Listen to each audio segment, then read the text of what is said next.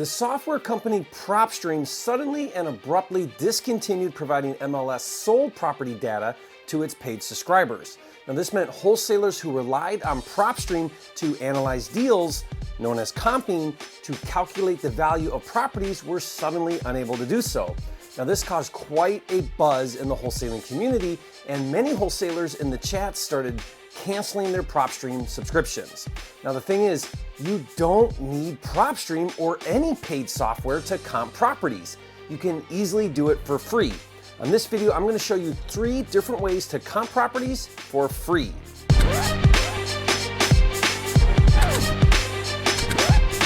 This video is brought to you by Jerry Norton's popular book, Making Money in Real Estate, which reveals his proven system for flipping houses without buying, managing, or fixing anything.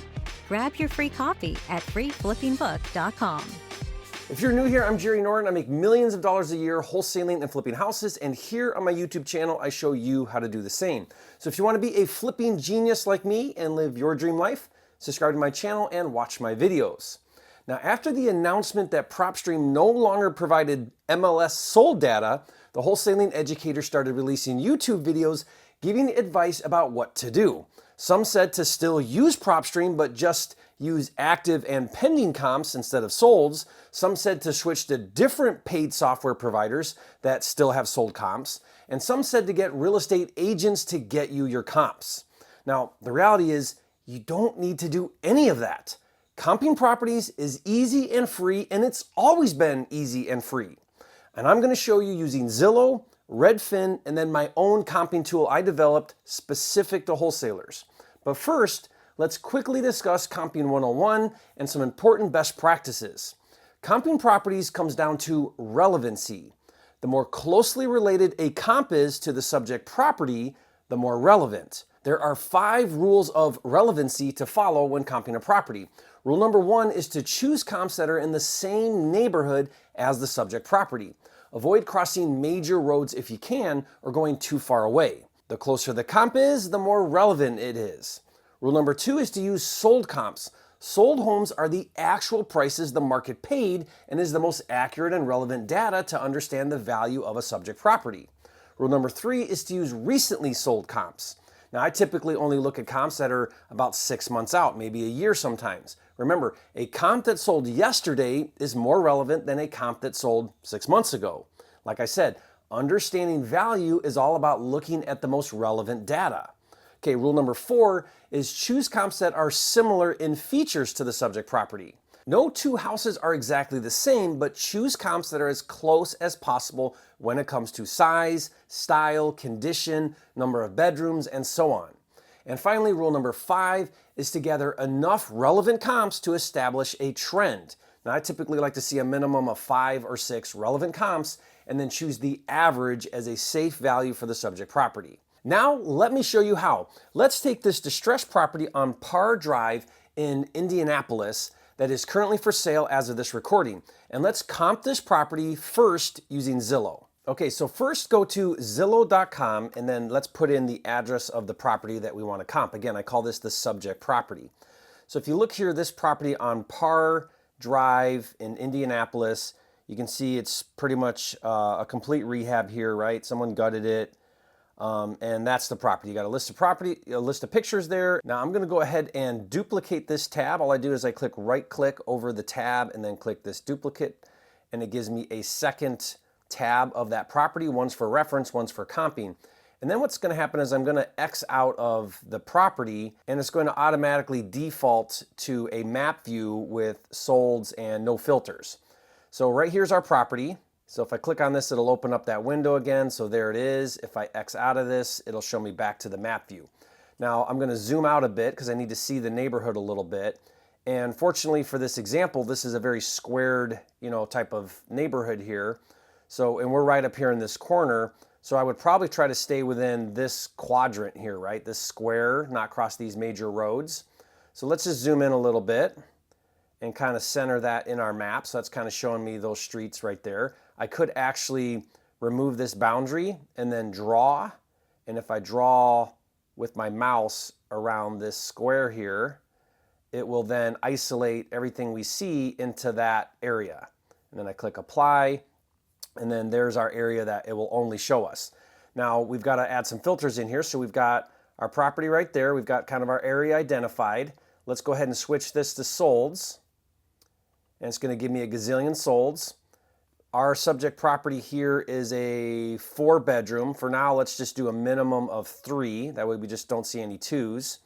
Maybe we'll go to 4s. We'll see how much data we get. And home type, this is a house. So let's uncheck all of these other things so we don't see those. So now we're just looking at houses only. And then the more tab is where we've got some additional filters. So the biggest one here is we need to go down and just put 6 months on sold in the last days. That way we're only looking at 6 months of data. Another really simple filter here is our square feet. So let's go ahead and look at, we're 1637. So then I would go ahead and probably do, nothing over 2,000 and maybe like 1,250. So a range between 1,250 and 2,000. We could tighten that up if we want. Another thing let's take a look at is, basement garage might be something else we take a look at, or bathrooms. So the more filters we add, obviously the more concentrated the data. So let's just see what we're looking at here with just this data. And I'll go ahead and click done. Okay, doesn't give me a ton of comps with those filters. So I don't want to add more filters because that will only make it even harder. I'm gonna go ahead and remove my boundary and just see what's on the outskirts around us. So that pulled up some more. Again, as soon as I cross major roads, then I lose some relevancy in my comps, right? Because now I'm less relevant, I'm further away. And so every time you expand your filters, it's not that that data is no good, it's just less relevant. So the idea is we're always looking for the most relevant data and then get a trend, right? So anyway, here's some stuff. Here's a 230 down here. Here's a 200. Here's a 250, 254, 218. There's some low stuff like this 149. Here's something down here for 310.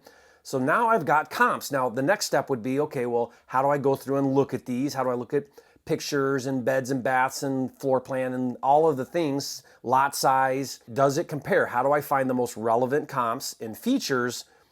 Because I've already created a basic filter, so I know some things like square foot range and so on, but maybe some have a garage, maybe some don't. So now you take a minute and kind of go through that and find your comps. That's it right here on Zillow for free. Everybody has Zillow, everybody knows Zillow, it's super easy. Now let me show you how to do the same thing on Redfin. So if I go to Redfin, again, I'm gonna put in the address of our subject property. It finds it, I'm gonna right click and duplicate my tab, so I've got 2 to work with. On the second tab, Redfin, let me show you a little trick here.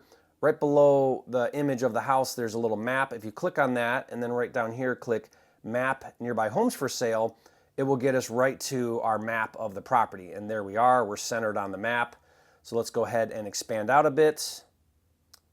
Okay, so there you see that same, square mile or whatever with these major crossroads.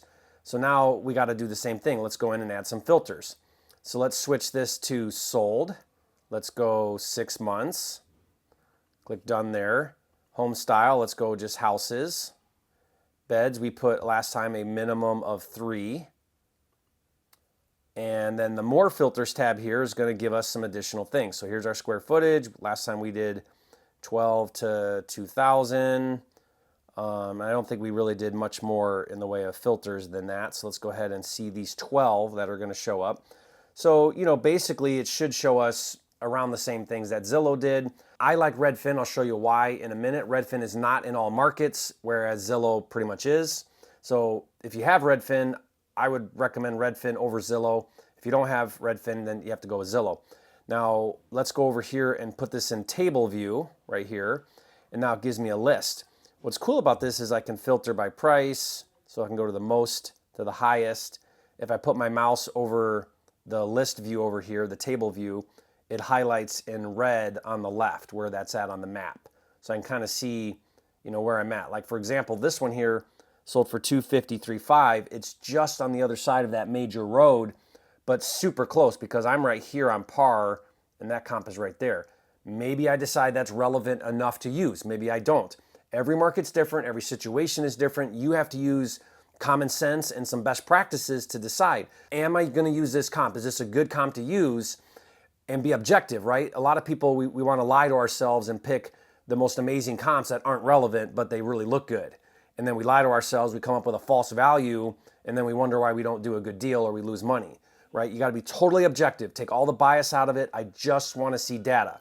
The data is the data, and I'm not trying to skew the numbers to make the deal work.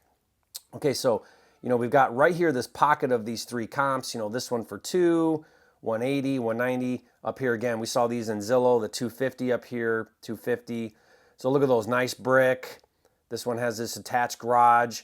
I would say that those are probably not relevant to this house so much, a little less, because this looks a little nicer, they're brick. And so those are probably a little higher values up there. I would probably not use those. I'm crossing this major road, different neighborhood, different values.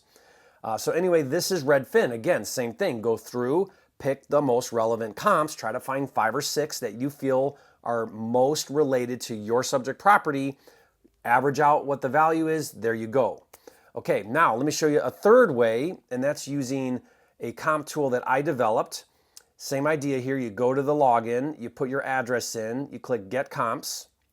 It's gonna ask you a couple questions. We are a 4-2, and we are, 1637. So we're 1637 on the square feet. And then click Find Comps. Now give it a second, it's loading the map so you can see where this is at on the map. But you can see here it gives you a list of a gazillion comps. What it's doing is it's picking everything relevant within that area. It is a little more broad because I've got to allow people to make their own decisions about how far out they want to go. So it gives you a lot here, but here's what's cool. Let's say that I click this address tab right here. It checkboxes everything. Now what that's saying is it's saying I want to use all of these comps. Now clearly you don't. So what you'll do is you'll go through and you'll only keep checkmarked the ones that you want to use. So I'm not looking at these, I'm just kind of making this up, and I'll just uncheck these ones assuming that I don't want them, right? So let's say I go through that. What it's doing is every time I uncheck one or check one, it's going to grab that data and it's going to already do a bunch of math for us. That's what I love about my comp tool I developed, is it's designed for wholesalers. So right now it's saying based on all of these properties I have checkbox, which is a lot, we would probably really, get rid of a lot of these that aren't relevant, too far away, or not the same type of house or whatever. It readjusts my numbers here. So it's giving me my average cost price per square foot right now is coming in at $218. And then my average sold price based again on all of these properties I have checkboxed is coming in at $364. So it's giving me my value right there at a snapshot. And then it's giving me my after repair value. And then what it's doing is it's taking the price per square foot, it's multiplying it by my square footage of the subject property, 1637. And it's saying that if we're using that data set of those comps, your ARV after repair value is 356. Okay, so then here's the next thing that's really cool, custom to wholesaling, is click Run Deal Analyzer. It's gonna say, okay, well, what is it you're doing? Fix and flip. Even if you're wholesaling, you're trying to get to an ARV, what type of rehab is needed? Now, this is where the deal analyzer is gonna figure out your number for you. Is it light, carpet paint? Is it average, carpet paint, kitchen, bath, or is it heavy? Let's just say it's average. We'd have to take a closer look, but let's just say it's average. Do you plan on wholesaling? Let's say yes. What do you wanna make? I wanna make $15,000. Then you click Submit, and now check it out. It gives me my deal analyzer. Now again, it's got some built-in preset formula here, so you can adjust that based on how you wholesale. But if you take a look at this, here's our square footage. Here's that price per square foot number, 218. Remember that? It multiplies the square footage of the house by the price per square foot, gives me that 356 ARV number. It's saying that that type of house on an average rehab is going to be about 40,000. And then it's saying, okay, here's closing cost, carrying cost, desired profit. This is following the 70% formula. Now, if you're wholesaling, you may adjust this. You may say, you know what? I want to follow a 75% formula, adjust these percentages so that it comes out to 80%, 75%, whatever you're wholesaling in your area. There's your wholesale fee and there's your buy price. Built-in deal analyzer, super cool. Love this. You can save your work. And then what's cool is if you have this comp tool and you go back to your dashboard, there's your properties that you've analyzed. You've comped and analyzed. You can then click on that and go back in and look at your data. So it saves it for you in the software. Now for a limited time, I'm giving away my comp tool with built-in deal analyzer for free. Just go to compmydeal.com. Now I will say, this comp tool is just one of dozens of tools that comes included with my wholesaling and flipping software, Flipster. Now, if you've never heard of Flipster, it's an all-inclusive system for running your entire business, including motivated seller leads, digital contracts, skip tracing, texting, direct mail, websites, a CRM, a workflow, analyzers, even training. So if you want just a comp tool, I'll give you that for free. Again, go to compmydeal.com. If you want the entire system for every step of wholesaling and flipping, then I want you to watch this next video to learn more and see it in action. You'll see a live case study where a Flipster user did a $21,000 wholesale deal. So watch that now, and if you haven't yet, be sure to subscribe to my channel. With over 800 videos, this is the #1 channel on YouTube for all things flipping, and I'll see you on the next video.